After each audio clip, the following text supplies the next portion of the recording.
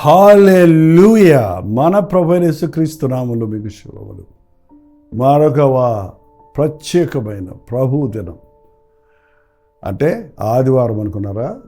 ఎంత ఆదివారము ప్రాముఖ్యమైనదో సంఘములో జరిగే ఉపవాస ప్రార్థన అంతకంటే ప్రాముఖ్యమైనదని గుర్తించిన వాడే ప్రార్థన విలువెరిగిన వాడు నిజమైన విశ్వాసి.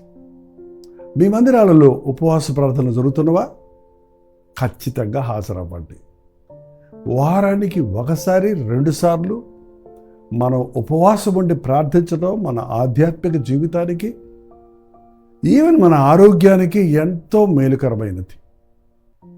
ఈరోజు శుక్రవారం ఉపవాస ప్రార్థన కల్వరీ చర్చ్లో జరుగుతుంది. కొంచెం లేట్ అవుతుంది, 11:30, 12 అవుతుంది. మీరు కూడా లైవ్లో మాతో పాటు జాయిన్ అవుతున్నారు, జూమ్లో జాయిన్ అవుతున్నారు. ముందుగానే గుర్తు చేస్తున్నాను, వాళ్ళ సాయంత్రం వేరే పనులు పెట్టుకోకుండా మీరు కల్వరి ప్రతిధ్వనిలో మాతో పాటు ఏకీపించి ప్రార్థించి అద్భుతమైన విడుదలను పొందండి. ఈరోజు ఒక ప్రత్యేకమైన ఉపవాస ప్రార్థనగా 7 hours ప్రేయర్గా ఏర్పాటు చేస్తున్నాం. 2 గంటల వరకు ప్రార్థన ఉంటుంది. గడ్డు సమస్యలు తీరడానికి ఎంతో కాలంగా బంధించబడిన, ఆగిపోయిన, ఆటంకాలుగా ఉన్న దుష్టశక్తులు, బలహీనపరచు ఆత్మలతో బాధపడుతున్న వారి కొరకు ప్రత్యేక ప్రార్థన చేయబోతున్నాం. మీరు కూడా మాతో ప్రార్థనలు ఏకీపించండి. మీరట్టి స్థితిలో ఉంటే మీకు విడుదల, మీరు ఇతరుల కొరకు మనందరం కలిసి విజ్ఞాపన చేస్తే అట్టి వారికి విడుదల దొరుకుతుంది కనుక ఈ ప్రార్థన గుర్తుపెట్టుకోండి. చిన్న ప్రార్థనతో వాక్యం ధ్యానిద్దాం. పరిశుద్ధుడా, నీకు వందనములయ్యా. ఈ అంచె దినాలలో ప్రార్థించటం మాకు నేర్పించయ్యా. ప్రార్థన యొక్క విలువ నెరగడానికి మాకు సహాయం ఇచ్చేయండి. క్రీస్తు నామములో అడుగుచున్నాము తండ్రి, ఆమేన్.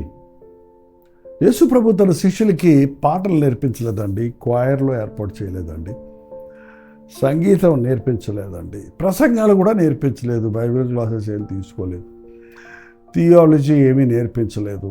మరి ఏం నేర్పించాడు అని చూస్తే ఆయన ప్రార్థన నేర్పించాడు.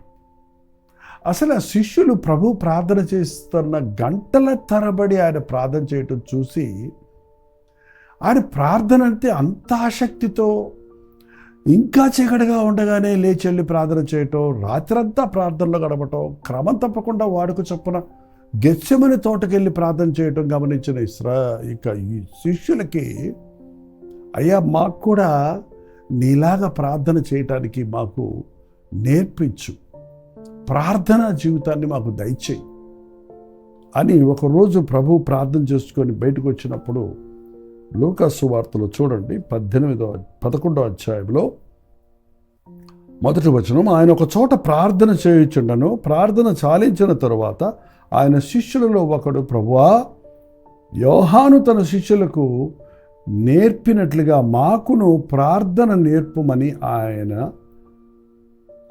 అడిగెను. మాకు ప్రార్థన నేర్పించు. అవును, మీకు ప్రార్థన వచ్చా? వచ్చి అంటున్నారు అందరూ కూడా. చాలామంది మేము ప్రార్థన చేస్తాము అని చెప్తున్నారండి. కొంతమందికి ప్రార్థన అంటే ఇదిగో ప్రభు నేర్పిన ప్రార్థన, పరలోకమందున మా తండ్రి, నీ నామం పరిశుద్ధపరచబడును గాక, నీ రాజ్యం వచ్చును గాక, నీ చిత్తం పరలోకమందు నెరవేర్చినట్లు భూమి మీద నెరవేరును గాక, మా నిత్య ఆహారం నేడు మాకు దయచేయము, మా రుణస్థులు మీకు క్షమించిన ప్రకారం మా రుణములను క్షమించము, శోధనలో అడిగితే కీడుని తప్పించము, రాజ్యము, బలము, మహిమ, శక్తి నీవైనవి, ఆమేన్ అని ముగించేస్తున్నాను. నిజమే, ప్రభు ప్రార్థన నేర్పమన్నప్పుడు ఆ ప్రార్థన ఇక్కడ నోట్ చేస్తుంది, రాయబడింది, అది చెప్పాడు. కానీ అందులో ఒక్కొక్క పదములో ఎంతో అర్థం ఉంది. అది మనం ధ్యానించినప్పుడే అర్థమవుతుంది. ప్రార్థనలో ఒక్కొక్క విషయాన్ని, అంటే ఎన్ని అంశాలు, ఎన్ని విషయాలు, ఎన్ని రకాలైనగా దేవునికి ప్రార్థన చేయాలన్నది మనకి ఇక్కడ తెలియజేస్తుంది. అలాగే మత్తయి సువార్తలో ఇది స్పష్టంగా ప్రభువు మళ్ళీ చెప్పిన విషయం చూస్తున్నాం. 9వ అధ్యాయం 6వ అధ్యాయం 9వ వచనంలో, మత్తయి సువార్త 6:9లో, కాబట్టి మీరిలాగు ప్రార్థన చేయుడి, పరలోకమందున్న మా తండ్రి. మనం చేసేది పరలోకపు తండ్రికి మొరపెట్టుకుంటున్నాం. మనకి ఈ లోకంలో ఏదైనా కావాలంటే నాన్న అని అడుగుతాం, తండ్రి దగ్గరికి వెళ్తాం ఏంటంటే. కానీ మనం దేవుని బిడలమైన తరువాత ప్రభువుని అడగటం నేర్చుకోవాలి. పరలోకమందున్న మా తండ్రి, నీ నామము పరిశుద్ధపరచబడును గాక. ఆయన నామము పరిశుద్ధపరచబడటం అంటే ఆయన నామాన్ని ధరించిన మనము పరిశుద్ధపరచబడాలి. ప్రభువు నామమును ధరించిన ప్రభువు నామమును అంగీకరించిన ప్రతి ఒక్కడు దుర్నీతి నుండి తొలగిపోవాలి. ప్రభువు నామానికి మహిమ రావాలంటే ప్రభువు నామాన్ని ప్రభు బిడ్డలమని చెప్పుకునే మనం ఆయనకు మహిమ తెచ్చేటట్టు బ్రతకాలి. వ్రాయబడిన ప్రకారం మీ నిమిత్తమే కదా ఆయన నామము అన్యజనుల మధ్య దూషణ పాలవుతుంది. దేవుని నామాన్ని మహిమపరచవలసినటువంటి క్రైస్తవులు అనబడిన వారు ఇవాళ దేవుని నామానికి దూషణ తీసుకురావడానికి కారకులవటం ఎంత భయంకరమైనది.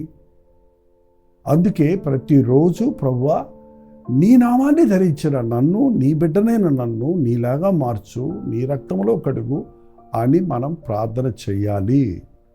నీ రాజ్యము వచ్చును గాక. ఈ రాజ్యము భూరాజ్యాలన్నీ పోతాయి. పరలోక రాజ్యములో నిరంతరము మనం జీవించబోతున్నాం. ఆయన త్వరలో రాజులకు రాజుగా రాబోతున్నాడు. ఆయన వచ్చినప్పుడు ఆయనతో పాటు మనల్ని తీసుకొని పోతాడన్నది నమ్మిన వాడు ఆయన రాజ్యం కొరకు ఎదురు చూస్తాడు. నీ చిత్తము పరలోకమందు నెరవేరుచున్నట్లు భూమి యందు నెరవేరును గాక. పరలోకంలో ప్రభువు మాటకి తిరుగులేదిగా. అక్కడ కోట్లాది దూతలు కానివ్వండి, అక్కడున్న పెద్దలు కానివ్వండి, అక్కడున్న హతసాక్షులు కానివ్వండి, అక్కడున్న అలుగు జీవులు కానివ్వండి, ఆ ప్రభు చిత్తములోని ప్రతిదీ ఒకే ఏక మాటకు ఆయన చిత్తానికి సారంగా ఉంటుంది. భూలోకంలో ఎవడిష్టం వాడిది. ప్రతివాడు తన ఇష్టాన్ని చేసుకుంటూ ఉంటుంటాడు. ఒక సంఘములో కూడా ప్రతివాడు ఎవరిష్టం వాడిది. సంఘాలలో కూడా ప్రతి సంఘం వాడి సంఘం వాళ్ళది, వీళ్ళ ఇష్టం వాళ్ళది, వాళ్ళ పద్ధతులు వాళ్ళవి అన్నట్టుగానే మనం బ్రతుకుతున్నాం. భార్యాభర్తల్లో కూడా ఒక్క విషయం ఏకీకరించడానికి ఎంత కష్టమవుతుందో. మీరు చెప్పిందే నేను చేస్తాను, నేను చెప్పిందే నువ్వు చెప్పిందే నేను చేస్తానని ఒకరినొకరు చెప్పుకున్నప్పుడు ఎంత సామరస్యం ఉంటుంది. నేను చెప్పిందే జరగాలన్నదే ఈ యుద్ధాలకు కారణం, ఘర్షణలకు కారణం, చంపుకోవడానికి కారణం, పాపానికి కారణం. లోకమంతా కూడా స్వార్థంతో నిండిపోయింది. పరలోకములో నీ చిత్తము జరిగినట్లుగా లోకమంతా మనం మారాలని మన చేతుల్లో లేదు. కానీ కనీసం నేను మారాలి. మనం ప్రార్థన చేసినప్పుడు పరలోకములో నీ చిత్తము జరిగినట్లు నా యెడల నీ చిత్తము జరుగునుగాక. దేవుని చిత్తం ఉత్తమం. నీ జీవితంలో దేవుని చిత్తాన్ని ఎరిగావా? దేవుని చిత్తానుసారంగా బ్రతుకుతున్నావా? దేవుని వాక్యానుసారంగా బ్రతుకుతున్నావా? నీ చిత్తమే నా పట్ల సిద్ధించునుగాక అని ఎప్పటికప్పుడు దేవునికి అప్పగించుకుంటున్నావా? అది నీ ప్రార్థన సారంగా ఉండాలి ప్రతిరోజు. పరలోకమందు నీ చిత్తము జరుగునట్లు భూమి అందు నీ చిత్తము నెరవేరునుగాక. మా అనుదిన ఆహారము నేడు మాకు దయచేయుము. కొంతమంది ఇది మాత్రం బాగా చేస్తారు. మా అనుదిన ఆహారము నేడు మాకు దయచేయుము. ఇక్కడ కొంచెం ఆగుదాం. అనుదిన ఆహారము అన్నప్పుడు ఏ రోజుకు కావలసిన ఆహారము ఆ రోజు మాకు దయచేయి. అంటే ప్రతిరోజు మనం భుజించాలి. ప్రతిరోజు ఆహారాన్ని సిద్ధపరచుకోవాలి, దాన్ని ఆరగించాలి, అరిగించుకోవాలి, తన ఫలం పుంజుకోవాలి. అంతే కదా. ఏ రోజుకు ఆ రోజు దేవుని వాక్యాన్ని కూడా మనం ధ్యానించాలి. ఆ రోజు ఇశ్రాయేలీయులకు ఆకాశపు మన్నా కురిపించినప్పుడు ప్రతిరోజు వేకువనే ఆకాశము నుండి కొత్తిమీర గింజల వలె ఉన్న మన్నాను మంచు మీద కురిపించినప్పుడు వాళ్ళు మోకాళ్ళ మీద పడి దాన్ని ఏరుకోవాలి. ఆనాటికి కావలసిన ఆ కొలత ప్రకారము వాళ్ళు సమకూర్చుకోవాలి. ఎక్కువ ఉండదు. రేపటి కొరకు ఉంచుకున్న కుళ్ళిపోతుంది. ఏ రోజుకు ఆ రోజు అది కూర్చుకోవాలి. మన భక్తి విషయంలో కూడా ఏ రోజుకు ఆ రోజు మోకాళ్ళుని ప్రార్థించాలి. ఏ రోజుకు ఆ రోజు ఆయన వాక్యాన్ని పఠించి ధ్యానించాలి. అందుకే అనుదిన ధ్యానం, అందుకే అనుదిన ప్రార్థన, అందుకే అనుదినం దేవునిని స్తుతిస్తూ ఆయన వాక్యానుసారంగా జీవిస్తూ ఆయన చిత్తములో బ్రతకటం అవసరం. ఎంతమంది మీరు రోజు దేవుని వాక్యాన్ని చదివి ధ్యానిస్తున్నారు? ఎంతమంది దేవుని సన్నిధిలో రోజు గడుపుతున్నారు? ఆదివారం ఆలయానికి వెళితే 1 గంట కూర్చోవటమే ఇబ్బంది అయిపోతుందటండి వాళ్ళ విశ్వాసులకి. కొంచెం 2-3 గంటల ఆరాధనలు ఉంటే అబ్బో ఇది long service, we can't attend అన్నట్టుగా షార్ట్ అండ్ స్వీట్ సర్వీసెస్ కావాలని అలా కనబడిపోయే ఆరాధనల కోసం వెతుకుతున్న వారిని చూసినప్పుడు వారు ఎంత బలహీనులుగా ఉంటారన్నది మనం గ్రహించగలుగుతాం. అయినా ఒక ఆదివారం నాడు నువ్వు 3 గంటలు కూర్చున్నా దేవుని సన్నిధిలో, ఆ వారమంతా 162 ఎంత వస్తుందో చూడండి. వారానికి ఎన్ని గంటలు? అన్ని గంటలకు కావలసిన బలము 3 గంటల్లో నువ్వు ఎలా పొందుకుంటావు? ఏ రోజుకు ఆ రోజు నువ్వు ఆయన గడప యొద్ద కనిపెట్టాలి కదా. ఏ రోజుకు ఆ రోజు నీ బ్రేక్ఫాస్ట్, లంచ్, డిన్నర్ చేసినట్లుగా ముమ్మారు దేవుని సన్నిధిలో ఆయన మాటను ధ్యానించి మోకాళ్ళుని ప్రార్థిస్తే కదా నువ్వు ఆధ్యాత్మికంగా ఆరోగ్యకరంగా ఉంటావు. అనుదిన ఆహారం ఎంత ముఖ్యమో అనుదిన వాక్యం అంత ముఖ్యం, అనుదిన ధ్యానం అంత ముఖ్యం. మీరు ఎంతమంది ఈ అనుదిన ధ్యానాన్ని క్రమంగా ఆచరిస్తూ ఆలకిస్తూ ప్రార్థిస్తూ పాటిస్తున్నారు? ఖచ్చితంగా మీరు బలవంతులుగా ఉంటారు. 6 రోజులకు కావాల్సిన ఆహారం ఒకే రోజు తినేశారనుకోండి, కుదురుతుందా? తినలేం కదా. 6 పళ్ళాలు తినేసి 6 రోజులు వంట చేయక్కర్లేదు, తినక్కర్లేదు, టైం వేస్ట్ అనుకోని ఒకసారి 6 రోజుల ఫుడ్డు తినాలనుకున్నా అది నీకు కీడే చేస్తుంది కానీ మేలు చేయదు. అది సాధ్యం కాదు. అలాగే ఆదివారం దేవుని మందిరానికి వెళ్ళాం క్రైస్తవులం కాబట్టి అని సరిపెట్టుకోక ఏ రోజుకు ఆ రోజు ప్రభువా ఈరోజు నాతో మాట్లాడు, ఈరోజు నా జీవితానికి అవసరమైన నీ సందేశం దయచేయి, ఈరోజు నాకు శోధన చేయించే బలం దయచేయమని మా అనుదిన ఆహారము నేడు మాకు దయచేయము. ఏమంటే చివరికి ఏముంది? శోధనలోనికి రాక మమ్మను మా రుణస్తులను మీకు క్షమించిన ప్రకారము మా రుణములను క్షమించము. ప్రతిరోజు క్షమించడం నేర్చుకో. ప్రతి ఒక్కరిని క్షమించడం నేర్చుకో. అందరూ నీకు అనుకూలంగా ఉండరు, అందరూ నిన్ను బాధ పెడుతున్నారో అంటావు. నీకు తెలియకుండానే నువ్వు ఎందరినో బాధ పెడుతున్నావు. నిన్ను క్షమిస్తున్నాడు దేవుడు. నువ్వు ఇతరులను క్షమించు, క్షమించబడతావు. క్షమించుడి, అప్పుడు మీరు క్షమించబడతారు. క్షమించడం చాలా కష్టమండి. అహం అడ్డొస్తుంది. క్షమాపణ అడగడానికి మనకి చాలా కష్టంగా ఉంటుంది. కానీ విరిగి నలిగిన హృదయం కలిగిన వాడు క్షమించగలుగుతాడు, క్షమించబడతాడు, దీవించబడతాడు. శోధనలోనికి తేక కీడు నుండి తప్పించుము. శోధకుడు ఎప్పుడూ శోధిస్తూనే ఉంటాడు. ఆ శోధనలో మనకు పడకుండా శోధన తప్పించేవాడు ఆయన. శోధనతో పాటు తప్పించుకునే మార్గము చూపించేవాడు ఆయన. కనుక శోధనలో పడ్డానని చెప్పుకోక, శోధనలో దేవుడు హస్తం మనకు తోడుందని, తప్పించే మార్గం మన కొరకు సిద్ధపరిచాడని, శోధన తప్పించేవాడు ఆయనేనని, శోధన జయించుటకు శక్తినిచ్చేవాడు ప్రభువేనని, ప్రభువా ఈరోజు నా శోధనలను ఎదుర్కొనే శక్తి నిమ్ము అని ప్రార్థించాలి. ఎందుకంటే రాజ్యము, బలము, శక్తి, మహిమ సమస్తము నీవై ఉన్నవి. ఇలాంటి ప్రార్థన ఈ భావాజాలాలతో ఇంత అర్థం చేసుకుంటూ ఈ ప్రార్థనను మనం చేసినప్పుడు దేవుని చిత్తము నా పట్ల జరగాలి, దేవుని నామము నా జీవితంలో పరిశుద్ధపరచబడాలి, నా పరలోకపు తండ్రి నా ప్రతి అవసరత తీరుస్తాడు, నా పరలోకపు తండ్రి రాజ్యం కొరకు నేను సిద్ధపడాలి, నా ప్రభు నాకు కావలసిన ఆహారము ప్రతిదీ నాకు ఏ రోజుకు ఆ రోజు ఇస్తాడు, నేను ఇతరులను క్షమిస్తున్నాను, కారణం నన్ను ప్రభు క్షమించాడు, నన్ను తప్పించేవాడు ఆయన, శోధనలో పడకుండా కాపాడేవాడు ఆయన అన్న విశ్వాసంతో మన జీవితాన్ని నడుచుకుంటే దేవునికి ఇష్టలుగా మనం దేవుని చిత్తానుసారంగా ఇహమందు ఈ లోకం విడిచినప్పుడు ఆయనతో ఉండగలుగుతాం. ప్రార్థన. పరిశుద్ధుడా, ప్రేమగల తండ్రి, నాకు ప్రార్థన నేర్పయ్యా. అర్థవంతమైన ప్రార్థన, అనుచరణాయుక్తమైన ప్రార్థన. మేమేం ప్రార్థిస్తున్నామో దాన్ని అనుసరించే జీవితాలు మాకు దయచేయి. మా జీవితాలలో పరిశుద్ధత కనబడుటకు, మా జీవితముల ద్వారా నీ నామానికి మహిమ వచ్చుటకు, మా జీవితాలలో నాయన నీ ప్రేమను కలిగి నీ క్షమను కలిగి బ్రతుకుటకు సహాయం చేయి. ముఖ్యంగా ఏ రోజు కావలసిన ఆహారం ఆ రోజు మాకు ఇస్తున్నట్టుగా, ఏ రోజు కావలసిన గద్దింపును, హెచ్చరికలను, దిద్దుబాట్లను, ఏ రోజుకు అవసరమైనటువంటి ఆదరణ, దీవెన నీ వాక్యము ద్వారా మాకు అనుగ్రహిస్తున్నాం.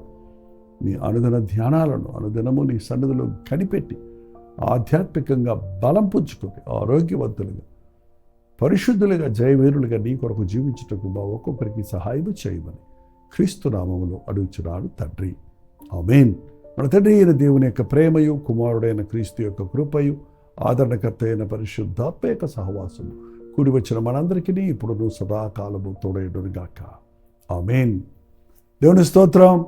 మీ ప్రార్థనా స్తోత్ర భారాలు 954004 నెంబర్కి, ఇతర దేశాల్లో ఉంటే 910100 నెంబర్కి ఒక టెక్స్ట్ లేక వాయిస్ మెసేజ్ ద్వారా వాట్సాప్ చేయండి. మీ పక్షాలు మేము ప్రార్థిస్తున్నాం, మీరు కూడా ప్రార్థించండి. తప్పక ప్రభువు మనకు జయమిస్తారు. డాక్టర్ జైపాల్ యూట్యూబ్ ఛానల్ని సబ్స్క్రైబ్ చేయండి, లైక్ చేయటం, షేర్ చేయటం మర్చిపోకండి. అంతేకాకుండా తెలుగు, తమిళ, హిందీ, మలయాళం, బెంగాలీ, ఒరియా భాషల్లో ప్రసారమవుతున్న కల్వరి దర్శనం టీవీ ప్రోగ్రామ్స్ అనేకులకు రీచ్ అవునట్లుగా మీ ప్రార్థనలో గుర్తుపెట్టుకోండి. వాటికి ఎన్నో బిల్స్ కట్టవలసి ఉంది. ప్రభు మిమ్మల్ని ప్రేరేపిస్తే మీ విరాళ, మీ కానుకలు పాల్పొట్టు ద్వారా ఈ పరిచయంలో, టీవీ పరిచయంలో మీరు పాలుభాగస్తున్నామండి. ప్రభుత్వమైతే మధ్యాహ్నం 3 గంటలకు హెచ్చరిక, అలాగే రాత్రి 9 గంటల నుండి తెల్లవారుజాము 2 గంటల వరకు 7 గంటల ప్రత్యేకమైన ఉపవాస ప్రార్థన ఈరోజు కల్వరి చర్చ్లో జరుగుతుంది కనుక, ఒకవేళ మీరు 2 గంటల దాకా ఉండలేకపోతే కనీసం ఎంతవరకు మాతో ప్రార్థనలో జాయిన్ అవ్వగలరో అంతవరకు ప్రార్థనలో ఏకీపించి ఆధ్యాత్మిక బలాన్ని పుంజుకోండి. అంతవరకు దేవుని మహాకృప మీకు తోడైనది కాక.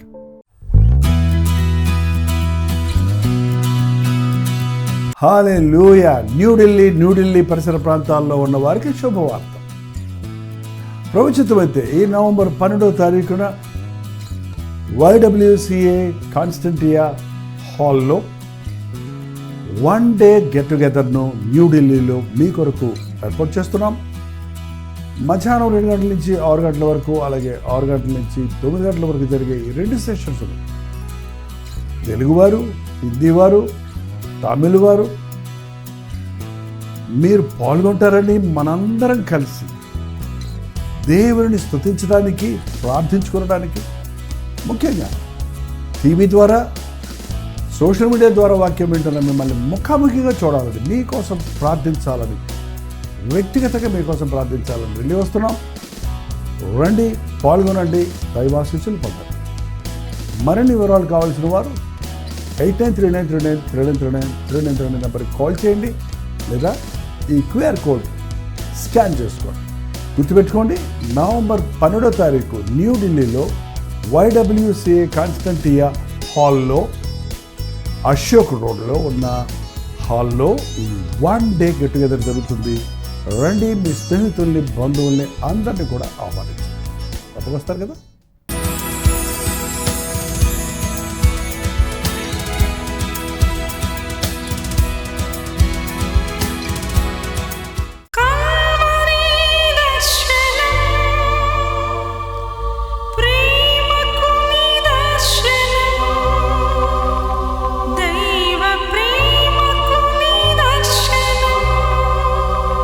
తెలుగు, తమిళ, హిందీ, మలయాళం, బెంగాలీ, ఒరియా అనే 6 భాషల్లో టెలివిజన్ ప్రోగ్రామ్స్ కొనసాగుతూనే ఉన్నాయి. భారభరితమైన పరిచయంలో మీరు సహకరించాలని ఆశిస్తే, ప్రభు మిమ్మల్ని ప్రేరేపిస్తే మీ విరాళాలు, కానుకలు డాక్టర్ జైపాల్ ఫౌండేషన్స్ అనే ట్రస్ట్ నెంబర్కి మీరు పంపించవచ్చు. అవి నేరుగా టీవీ ఛానల్స్కి వెళ్తాయి. అందులో ఏది మేము మా సొంత ఖర్చుల కొరకు ముట్టుకోవటం లేదు, వేరే పరిచయ కొరకు ముట్టుకోవటం లేదు. టెలివిజన్ పరిచయలో ఇంకా సువార్త వినని వారికి అది అందించాలని ఆశతో ఒక 20 సంవత్సరాలుగా కొనసాగుతున్న పరిచయం కొరకు ప్రార్థించండి, మీ సహకారాన్ని అందించండి. ఈ విషయం మీకు ఇంకా వివరాలు కావాలంటే 89393939 అనే నెంబర్కి మార్నింగ్ 10 నుంచి ఈవినింగ్ 10 లోపల మీరు ఫోన్ చేయండి, వివరాలు మీకు తెలియజేస్తాను.